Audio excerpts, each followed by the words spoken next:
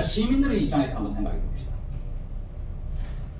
만인 가운데 가장 뛰어난 지혜의 인간, 우리 왕 오이디푸스, 국가 통치자.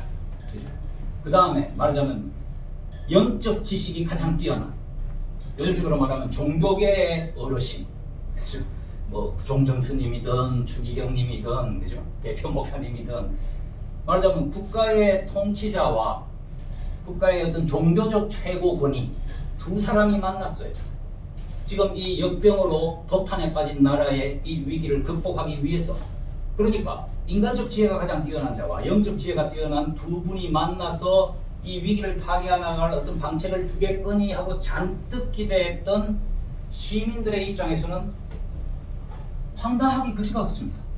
이 두 양반이 만나갖고는 무슨 지혜의 힘을 모으기보다는 서로가 서로를 갖다가 공격하면서 막말을 주고받고, 그죠? 이런 바람에 지금 전염병의 근원 뭐 이런 얘기는 사라지고, 전황 라이어스의 살인자가 누구냐라는 그 수사의 초점은 사라지고, 적어도 시민 관점에서는 그렇습니다. 예언자는 그 진실을 말했지만 이 사람들의 귀에도 상상 이상의 어떤 것이기 때문에 왕이 바로 그 살인자라는 것은 도저히 믿을 수 없는, 여하튼 이 두 최고 지혜자들이 만나갖고 이뤄낸 것이 결국은 그런 분쟁, 분열, 그죠? 오히려 이 위기감을 더해주는 겁니다. 시민들은 정말 이 세상에 믿을 사람 하나도 없구나, 이렇게 되는 거예요. 그러면 뭘 할 수 있습니까? 시민들이 다시 기도한다. 우리가 이 악원이 시작되기 직전에 제 첫 번째 기도 소리를 들었죠. 다시 한번 기도를 하게 됩니다. 그런데 이번 기도는 첫 번째 기도, 이제 살인사건 수사를 시작할 때에 드리던 제사의 첫 마디가 아주 고즈넉한 소리로 신들의 이름을 부르면서 신들의 도래를 이 지상에 와 주십사고 바라던 그 간절한 그런 톤이 아닙니다. 처음부터 매우 격렬한. 자, 왕도 예언자도 누구도 우리를 지금 도와주질 않는다. 그러니 우리 스스로 태배인들이요, 우리 스스로 시민들의 힘으로 이 모든 걸 이겨나가야 된다. 그러니 우리가 횃불을 들고 그 살인자의 추격에 나서자 라고 처음부터 격렬한 기도가 시작이 됩니다. 재밌는 것은 물론 그러면서 다시 신들의 이름을 하나씩 제1기도에 나왔던 신들의 이름을 다 부릅니다. 제우스, 그러니까 여기서도 격렬하게 시작된 만큼 처음부터 제우스의 이름을 그냥 불러요. 우리 제1기도에서 뭐라 그랬습니까? 소위 권능의 삼신 아폴로, 아르테미스, 아테네를 먼저 부르다가 간절한 마음에 드디어 아버지 제우스 불렀죠. 근데 여기는 처음부터 제우스 이름 불러요. 그만큼 급박해졌다는 거예요. 그런데 그러고 아폴로도 부르고 아르테미스도 다시 부르는데 제1기도에서 나오지 않았던 신의 이름이 하나 불리워집니다. 누군가 하면 복수의 여신들이라는 이름을 부르게 됩니다. 복수의 여신들이 누구냐? 왜 그 기도 소리에 이 새로운 신의 이름이 등장합니다. 복수의 여신은 누구냐? 라고 하면 이 복수의 여신은 소위 제우스를 위시한 올림푸스 신이 아니에요. 이 신들은 지하의 여신들입니다. 역사적인 연원을 따져보게 되면 소위 올림푸스 신앙이라는 것은 일종의 제도권 신앙이에요. 그리스의 도시국가들이 자리 잡고 그 도시국가들이 통치 이념의 어떤 기반으로서 그 신앙 체계를 갖다가 가져온 거죠. 그 이전에 이런 제도권 종교가 생기기 이전에 조상 때부터 전해져 오던 민간 신앙, 우리식으로 하면 선앙당 신앙의 숭배 대상이었던 것이 바로 지금은 복수의 여신이라고 불립니다만은 원래 우리식으로 하면 그겁니다. 선앙당 선앙에서 삼신할미에 해당하는 신들입니다. 이 신들이 원래 각 부락 단위, 부족 단위의 어떤 숭배 대상으로 자리 잡고 있었는데 이제 외지에서 들어온 이 올림푸스라는 훨씬 더 체계화된 고등 종교적인 이 세력이 들어오면서 뭐라 합니까? 너희 이건 바로 미신이야 라고 쫓겨나게 돼요. 그래서 마을 어부에 서 있던 천하대장군 여자 뭡니까 지하 여장군 그것처럼 이것은 거기서 뿌리 뽑혀지고 드디어는 국가적 차원에서는 금지가 되고 그야말로 조그만 부락의 나이 많은 분들이나 그냥 믿는 그런 아주 토착 민간 신앙의 축소된 형태로 자리 잡고 있던 것. 그러니까 그거는 벌써 지하로 사라졌습니다. 지하로 쫓겨갔습니다. 올림푸스 신들의 등장과 함께. 그런데 지금 와서 왜 이 신들의 이름을 부르는 것이냐 라고 하면 우리가 그렇습니다. 우리가 불교가 들어오고 천주교, 기독교가 들어오고 중간에 유교까지 해서 들어오면서 소위 우리의 어떤 전래 신앙이라는 것, 소위 선한강 신앙이라는 것은 미신으로 축출을 당하죠. 축출을 당했지만 그렇지만 이상하게도 우리들 감수성에는 우리 뭐 할아버지 정조, 할아버지 고조 할아버지 시절에 믿던 그 신앙이 부르던 신의 이름이 사실은 오늘날 우리가 불교를 믿든 뭐 기독교를 믿든 고동 종교를 믿는 우리들한테도 사실은 일종의 말하자면 DNA에 우리가 의식적으로는 그건 뭐 미신이라고 다 생각해요. 하지만 우리의 DNA에 박혀 있는 것은 오래된 토착 신앙적인 바로 그런 속성입니다. 그러니까 복수의 여신들의 이름을 부른다는 것은 올림푸스 신들의 이름을 부르는 것만으로 내가 오늘날 믿고 있는 이 고등 종교의 신의 이름을 부르는 것으로 해결되지 않을 때에 어떻게 되냐? 혼신의 힘을 다해서 제우스의 이름을 불렀어요. 그걸로도 안 돼요. 그러면 어떻게 되냐? 젖먹던 힘까지 다 짜냈어. 우리 그런 말 있잖아요. 젖먹던 힘. 그건 바로 우리 조상으로부터 우리 몸 안에 DNA로 남아있는 바로 그런 신앙의 힘까지도 다 불러들여서 외친다는 겁니다. 그만큼 말하자면 천상의 신들과 지하의 신들이 다 같이 일어나서 우리를 도와주세요 라는 그 기도 소리가 바로 이 복수의 여신들을 부르는 소리입니다. 이 장면을요, 이 제2기도 장면을 기가 막히게 이제 극장에서 연출을 한 예가 프라하 공연에서 이렇게 되어 있습니다. 극장이 저렇게 크게 우리 저기 장충동의 그 해오름 극장 사이즈의 그 무대인데 그 무대 전체를 갖다가 좀 계단으로 쫙 깔았어요. 객석에서 보면 압도적입니다. 그냥 그 공간 자체가 그렇게 돼 있고 거기서 이제 계단을 오르내리면서 또 여기 보이는 이 플랫폼 같은 데에 가령 이제 이 캐릭터에 속하는 인물들은 거기 서고 코러스들은 왔다 갔다 계단에서 움직이고 하는 그런 식으로 연출이 이루어지고 있었습니다. 근데 이 제2기도가 시작되고 복수의 여신이라는 이 이름이 격렬하게 부르짖어질 때에 무대상에 어떤 변화가 일어나는가 하면은 갑자기 이 인물들도 그러니까 격렬하게 움직임을 하고 있어요. 사냥을 직접 나선 횃불을 들고 살인자를 추격하는 그렇게 돼 있을 때에 갑자기 이 대사와 함께 이 노래 소리와 함께 조명이 무대를 비추던 조명이 다 꺼져버립니다. 일순 암흑이 됐는데 암흑 되자마자 그 다음에 나오는 게 뭔가 하면은 갑자기 이 계단들 뒤에 계단들 밑에 숨어있던 조명이 있어요. 그 숨어있던 조명이 확 하고 켜집니다. 계단 밑에서. 그래봤자 계단인데 뭐 아무것도 안 보이겠네. 그게 아니고 이 계단이 어떻게 만들어졌는가 하면 발을 딛는 수평면은 판자로 되어 있는데 철골 구조에다가 판자들이 되어 있는데 수직면은 텅 비어 있어요. 철골만 군데군데 있어요.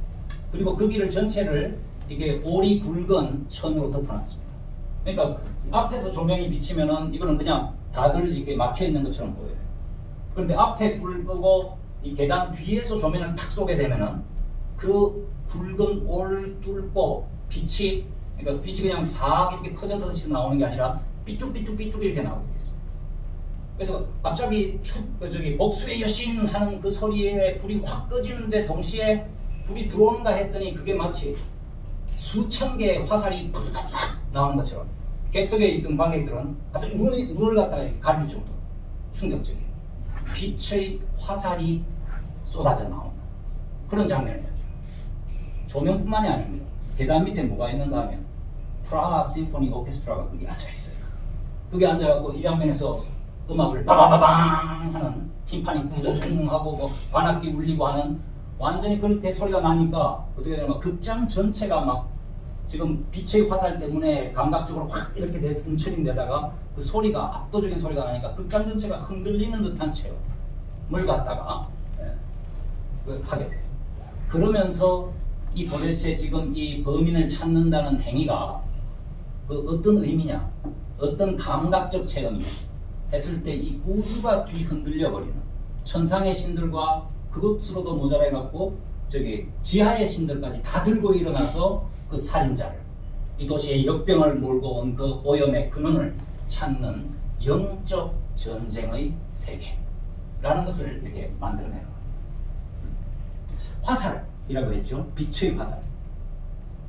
이미 제1기도에 사실은 그 모티프가 나왔습니다. 아르테미스의 화살, 아폴로의 화살 이렇게 나오죠. 자, 그리고 이 화살이라는 메타포가 가만 보면은 이 작품의 흐름을 쭉 이어가는 어떤 지배적인 하나의 구조적인 메타포로 작동을 해요.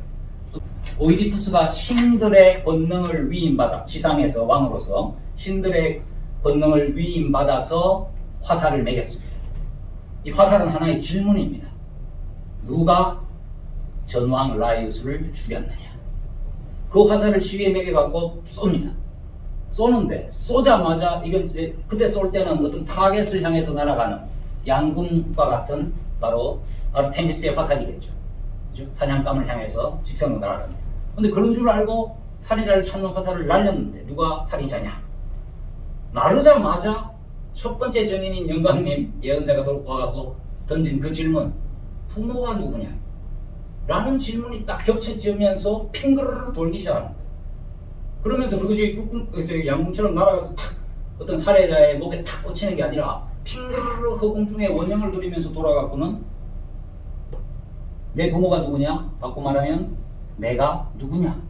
라는 질문이 되어서 빙 돌더니만 시야에서 벗어나더니만 마치 아폴로가 쏜 운명의 화살처럼 우리는 깨닫지 못하고 있지만 그 화살이 눈에 보이지 않는 곳으로 사라져 갔다가 부메랑처럼 돌아와서 오이디푸스의 뒤통수에 탁 와서 막힌다.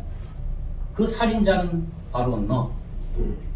그리고 너는 누군가 하면 바로 네가 죽인 자의 아들이라는 소위 드라마틱 극적 아이러니라는 것이 이렇게 형성된다.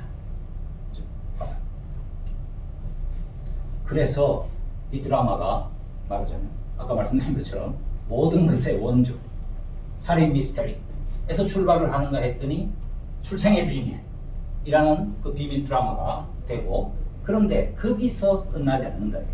이 작품이 왜 오늘날 고전 중에 고전이라 일컬음을 받느냐 하면은 단순히 살인수사극의 그 흥미진진함이라든지 비밀의 드라마의 그 어떤 그 상황의 반전, 그래서 운명의 뒤바뀜 뭐 이런 것들 흥미 위주의 어떤 것에서 그치지 않고, 그것이 바로 서구 문화, 예술 사상 지난 2500년간 이 작품 이후로 그리스 문명 이후로 오늘날에 이르기까지 계속 서구의 모든 그 예술을 갖다가 꿰뚫어 왔던 하나의 질문, 바로 내가 누구인가?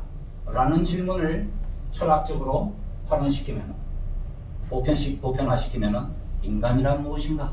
라는 질문으로 귀착이 된다. 그래서 우리가 이 강연에 에케 호모, 이것이 인간이다 라는 그 답변은 바로 이 작품이 이 화살과 같은 질문, 인간이란 무엇인가? 라는 질문에 대한 답변으로서 지금 단계별로 인간은 이런 존재다, 인간은 저런 존재다 하고 몇 번의 고비를 거친 후에 최후로 마지막에 도달하게 될 어떤 이야기다. 제가 이걸 컴퓨터로 겨우 그렸어요. 그랬더니 참 보기에 초라해 보였던지 학생 하나가, 지수올 때는 학생 하나가 이런 순정 만화판 오이디푸스 이런 걸 갖다가 그려갖고 저한테 주셔갖고 그 다음부터는 이걸 사용하고 있습니다. 자, 여기까지 하고 잠깐 쉬겠습니다. 자, 그렇게 크레시아스 눈먼 예언자와의 첫 아곤이 끝난 후에 이제 다시 한번 격렬한 태외 시민들의 기도 소리가 울려 퍼지고 난 후에 제2 아곤이 시작됩니다. 여기에 오이디푸스의 엔타고니스트로 등장하는 인물이 바로 재상 크레온. 오이디푸스가 부르기도 전에 득달같이 달려가요. 바로 자기 자신이 반역자로 지목되었다, 혐의를 썼다 라는 그 이야기를 듣고 자신의 결백함을 주장하기 위해서 달려옵니다. 달려와서 이야기를 하는 거예요. 뭐라고 하는가 하면, 나는 반역을 꾀하지 않았다. 나는 반역을 꾀할 만큼 어리석지 않다. 그러면서 이 사람이 하는 말을 잘 들어볼 필요가 있습니다. 자, 그 말들을 들어보기 전에 문제 한번 보세요. 다시 한번 그 사람의 크레온이라는 제2인자 제상의 캐릭터, 가면을 한번 잘 보세요. 오이디푸스와 다시 한번 비교를 해봅니다. 색깔이라 그럽니다. 어떤 색깔이죠? 금, 은 빠지고 동입니다. 2인자라고 했는데 사실은 3인자인가 봐요. 그래서 오이디푸스의 그 황금빛으로부터 동, 청동빛으로, 황동인가요? 청동인가요? 이렇게 내려앉았습니다. 가장 뛰어난 인간은 아니라는 거죠. 어떤 면에서 평범한 인간이라는 거죠. 그리고 평범성이 특히 어디서 드러나냐? 눈매. 역시 사람들도 그야말로 이 눈이라는 것이 마음의 창이다, 영혼의 창이다 이렇게 얘기하다시피 이 눈매가 만들어내는 인상이 결정적입니다. 오이디푸스와 정반대죠. 그죠? 아까 그 트레시아스 예언자, 눈먼 예언자는 육신의 눈이 뻥 뚫린 느낌이었다면 이 친구는 어떻습니까? 오이디푸스가 눈매가 치켜 올라갔으면 날카롭게 쏘아보는 시선, 강렬한 그런 어떤 의지의 소유자 이런 게 보인다면 지금 여기서는 눈꼬리가 쭉 하고 쳐져 있습니다. 뭐죠? 자기 분수를 안다 이거예요. 자기 분수를 알아요. 그래서 이 사람이 하는 말이 바로 그겁니다.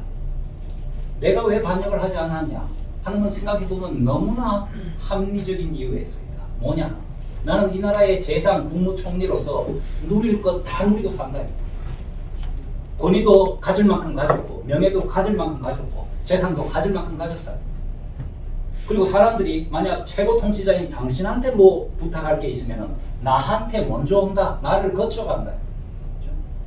자, 그렇게 자기가 권력의 실체는 다 누리면서도 권력, 최고 권력이 짊어져야 할 짐은 지지 않는다. 최종 책임은 왕에게 있지 재상에게 있지 않다. 그래서 자기는 권력의 실체를 자기의 명예와 이익에 자기의 처지에 분수를 지키며 만족할 줄 아는 사람인데 내가 왜 애써서 그런 권력의 실체뿐만 아니라 권력의 무거운 짐까지도 함께 져야 하는 최고 통치자의 자리를 바라기나 하겠느냐. 상식 있는 사람이라면 그런 거 그만둔다. 상당히 설득력 있는 얘기입니다. 저게 오히려 우리 삶에 어떤 지향해야 할 바가 아닌가 싶습니다. 좋게 얘기하면 중용과 상식, 그죠? 절제의 미덕을 가진 인간상입니다. 자, 그런데 그렇게 보면 오이디푸스는 그야말로 저 왕관 모양 끝간데 모르고 높은 곳을 향해서 나아가려고 하고 모든 일을 해도 철저하게 하려고 하고, 그렇죠? 아주 뚜렷하게 뭐 사물을 갖다가 파악을 하고 들고 하는 그 완벽주의적인 그것보다는 우리가 완벽주의의 피해 아시죠? 다들 너무 힘들죠? 그렇게 하려면. 근데 그것보다 좀 더 관용이 있고 절제와 분수를 아는 저 인간상, 크레온의 인간상 캐릭터가 오히려 우리가 지향해야 할 바인지도 모르겠습니다만은 한번 상황을 각도를 바꿔서 생각해 보세요. 나라가 위기에 처했어요. 그 위기를 타개하기 위해서는 살인자가 누구인가 하는 그 진실을 밝혀내야 합니다. 진실을 밝혀낸다. 참 이놈의 진실이라는 게 우리 사회에서는 참 가슴 아프게 여러 번 들려오는 말입니다. 그렇죠?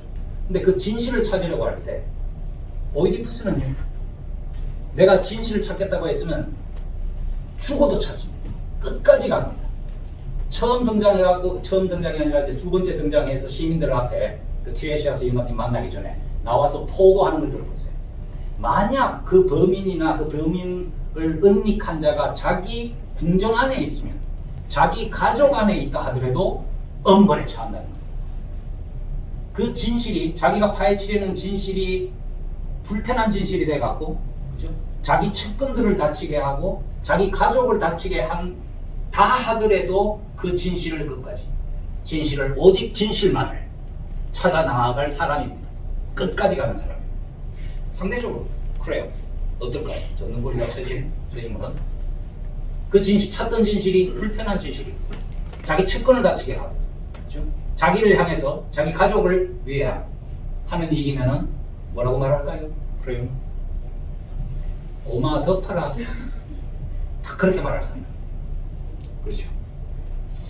자, 거기서 우리는 이 두 인간상, 소위 이제 모든 일을 철저하게 완벽하게 어떤 진실을 끝까지, 그게 어떤 진실이라 하죠. 끝까지 직면하겠다라는 그 의지와 적절히 타협하고 절충하고 나쁘게 얘기하면 자기 보신주의에 흐르고 마는 평범한 인간상. 이 두 인물이 지금 이 악원의 극적 내러티브가 어떻게 전개되느냐 하고 별개로 바로 두 개의 대조적 인간상을 보여줄 겁니다. 그런데 우리가 이걸 좀 한 걸음 물러나서 생각하면 그래서 이런 인간이 있고 저런 인간이 있다. 이런 캐릭터와 저런 캐릭터가 양립할 수 없는 어떤 것이 있다라는 것이 아니고 결국 이 드라마가 각 악원마다 대조적 인간상으로 보여주는 그것들이 그 쌍 자체가 실제 우리 모습이다. 우리 안에 오이디푸스만 있는 게 아니라 크레온만 있는 게 아니라 말하자면 심장이 뛰고 있는 여기는 오이디푸스가 있고 살짝 숨겨진 곳에는 크레온이 있다. 우리가 이 두 가지 갈등을 언제나 안고 사는 사람이다. 그래서 이 아곤이라는 것은 드라마에서 두 인물을 프로테고니스트, 엔테고니스트의 충돌을 통해서 보여지지만 사실은 프로테고니스트적인 인간성과 엔테고니스트적인 인간성이 우리 내면에 공존하고 있다. 그런데 우리는 그 공존하고 계속 살아가지 못합니다. 어떤 상황에 처했을 때 그 상황에서 우리는 선택을 해야 돼요. 그때 우리가 어떤 선택을 하느냐? 진실이라고 했을 때 그때 우리가 적절히 타협하고 적당하게 묻어버리고 갈 거냐? 아니면 내 몸이 부서지는 한이 있더라도 다 끝까지 밝힐 거냐? 이걸 두고 이 두 사람이 보여주고 있는 것이죠. 자, 그런데 이 아곤이 더욱 재밌는 것은 그 당대 아테네 관객에게 어떻게 보였을까 하는 겁니다. 뭔가 하면 그래서 말하자면 이 두 인물의 인간상, 인간성이라는 것이 공존하는 우리 안에 공존하는 것이다 라는 걸 본다면 이 아곤은 특별히 티레시아스 장면과 크게 다른 점이 있다면 아테네 관객들에게 그네들의 살아있는 정치 현실을 얘기해 주는 거였어요. 뭔가 하면 처음 우리 인트로덕션에서 얘기했던 것처럼 기원전 5세기 그 민주주의 소위 아테네의 황금기 고대 민주주의를 직접 민주주의를 꽃피웠다라고 말하는 그리고 그것을 인도했던 가능하게 했던 페리클레스라는 군인 정치가 아테네에 저 사람과의 깊은 연관성이 있다는 거예요. 지금 크레온이 오이디푸스한테 서로 대적하는 말 가운데에서 그런 말을 합니다. 오이디푸스가 저 반역자다. 저 반역자가 나를 갖다가 쫓아내려고 그렇게 했다. 하고 이렇게 논쟁을 벌이고 있다가 크레온이 항변을 하는 말이 저 말입니다. 마치 오이디푸스가 테베여 저 반역자가 하는 말을 들어보라 라고 하는 그 대목에서 크레온이 받아치기를 당신이 이 도시 자체가 아니다. 당신이 이 나라가 아니다. 그건 나중에 그렇죠? 17세기에 가갖고 프랑스의 루이 16세 때나 가갖고 짐이 곧 국가다 라는 게 나오는 거지. 그렇죠? 그런 소리를 함부로 하지 마라. 이게 절대 왕국 국가가 아니다. 어떤 국가냐? 여기에 바로 이 이야기의 소재가 되어 있는 그 테베의 고대 설화라는 것과 이게 연극으로 만들어지고 이 작품으로 다시 태어나게 되는 이 기원전 5세기의 아테네의 사회 현실이라는 게 중첩이 된 거예요. 그 중첩이 된 것이 바로 모든 것이 민주적 절차를 거쳐갖고 이루어지던 아테네입니다. 아테네인데 여기서 나 또한 한 사람의 테베인이요 라고 얘기하는 이 대목이 이 페리클레스의 정치 역정하고 밀접하게 연관이 되어 있어요. 뭔가 하면 이 기원전 5세기에 그리스 아테네의 정치 지도자 선출 방식이라는 선출입니다. 글자 그대로 선출을 하고 1년 단위로 그 역할을 하게 되어 있어요. 요즘식으로 굳이 말하자면 국방장관격이 있고 이 재정 쪽이 있고 또 하나가 그 사법 재판을 관장하는 이 여러 개 그 직위들이 있어갖고 거기에 최고 그 통치자라는 사람들이 뽑히게 돼 있는데 연간 뽑히게 돼 있는데 이 페리클레스라는 인물이 워낙 출중하다 보니까 뽑히고 계속 뽑혀갖고 연이어서 십몇 년을 하고 한 해 쉬었다가 다시 또 한 십몇 년을 하고 이런 일이 나왔습니다. 그렇게 되다 보니 어떻게 되는가? 페리클레스가 여러 가지 민주적 개혁을 하고 아테네의 소위 말하는 아테네의 권문세가의 세력을 갖다가 귀족 세력을 약화시키는 그런 역할을 해왔습니다. 그런 바람에 아테네 시민 다수의 어떤 지지를 등에 업고 있었어요.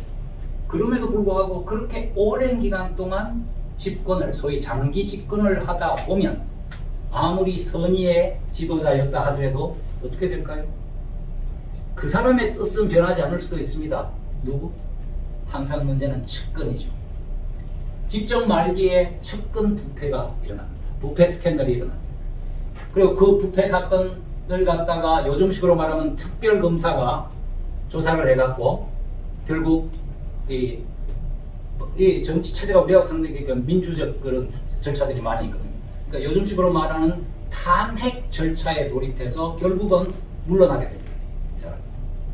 그렇게 됐을 때 상대편, 그러니까 그 탄핵을 주도한 특별검사격의 그 지위에 있었던 사람 이름이 기원전 5세기 페리클리스 시대에 클레온이라는 사람입니다. 그 사람은 크레온, C-R-E-O-N이 아니고 C-L-E-O-N이에요. 클레온이라는 사람. 그러니까 여기 말하자면 이 장면을 보면서 이 두 오이디푸스와 크레온이라는 인물이 옛 테베의 사람들, 그 당시에 왕정 정치라는 그 체제가 아니라 둘이가 주고받는 이름이 이 도시, 그 다음에 시민권, 그 다음에 투표, 선거 이런 얘기들이 여기 들어오게 되면서 이거는 바로 아테네 시민들, 동시대 아테네 시민들의 어떤 삶을 갖다가 그대로 반영하고 있다. 그래서 오이디푸스한테서 오히려 페리클레스의 이미지를 갖다가 투영되어 있다는 것을 느끼게 되는 거예요. 바로 그런 현실 정치의 이야기가 그대로 여기 들어와 있다는 거예요. 자, 이러다 보니까 후대에 이 작품의 이제 현대 공연들에서 종종 오이디푸스를 선동가, 정치가, 요즘 말로 포퓰리스트 정치가 라는 이미지들로 많이 만들어냈습니다. 그 가운데 특별히 이 1차 대전, 2차 대전 시기에, 2차 대전 직전까지의 시기에 이 독일 공연에서 한 뛰어난 연출가가 막스 라인하르트라는 그런데 뛰어난 연출가가 오이디푸스를 그런 포퓰리스트 선동가적인, 그래서 민중의 지지를 받는 그런 인물로 만들어내고 그것이 어떤 전횡과 독재로 나아가는 그런 길인 것처럼 제시를 해갖고 묘하게도 바로 이 시기에 소위 독일의 1차 대전 후에 1차 대전 그 패전 국가의 그 혼란기 속에서 소위 사회 노동당, 사회주의 국가 노동당이라는 나치라는 것이 그때 발흥하기 시작했거든요. 그래서 그 연출가가 그렇게 의식을 해설하기보다는 연출가가 이 작품을 재해석하면서 만들어낸 어떤 선동 정치, 파퓰리즘의 출현 이런 것들을 만들어냈는데 묘하게 그 다음에 이 독일 사회에서 일어난 일이 나치의 집권, 히틀러의 등장 이런 식으로 마치 그 시대를 예언한 듯한 그런 공연을 만들어냈어요. 하지만 한 가지 오해는 분명히 있습니다. 이 작품을 우리가 오이디푸스 왕이라는 제목으로 알고 있잖아요. 이게 돼 있는 게 사실은 이게 로마 문화로 건너가서 그 로마로 재해석 번안이 돼갖고 세네카 같은 작가가 그걸 다시 쓰고 하면서 오이디푸스 렉스라는 말을 썼어요. 그 렉스라는 말은 바로 왕이라는 뜻이거든요. 왕이고. 근데 그 말의 그리스어 버전이 티라노스라는 저 말이다. 그리고 티라노스라는 말은 앞에 글자가 연결되듯이 영어의 tyrant, 폭군이라는 의미이기 때문에 폭군 오이디푸스다. 그냥 왕 정도가 아니라 라고 오해를 불러 이렇게 왔어요. 근데 그것이 오해인 것은 이 티라노스라는 말은 그런 그리스 당대에는 그런 부정적인 의미가 없었어요. 폭군이라는 의미가 아니라 아주 절대적인 통치자. 물론 절대적인 통치자면 독재자네. 그리고 우리 식으로는 그렇게 생각할 수 있지만은 워낙 뛰어난, 그래서 어떤 다른 지지 없이 자신만의 힘으로 한 나라를 통치할 수 있는 능력을 가진 자.